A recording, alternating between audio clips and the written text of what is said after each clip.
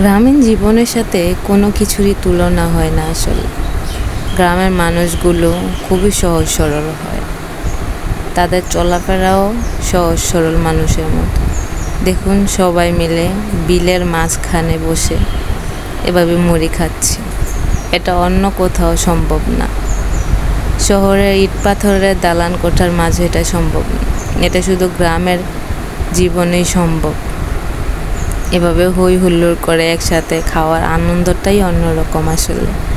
এটা যারা গ্রামে থাকেন তারাই বুঝতে পারবেন এটার মধ্যে আনন্দ কতটুকু।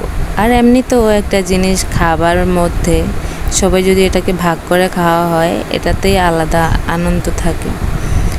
ঝালমুড়ি খেয়ে আমাদের অনেক ঝাল লাগছিল, তাই আমরা স্প্রিট ক্যান আইসক্রিম খাচ্ছিলাম, তাতে করে ঝালটা দূর হয়ে যায়। বিলে কাটানোর সময়টা বেশ ভালোই ছিল।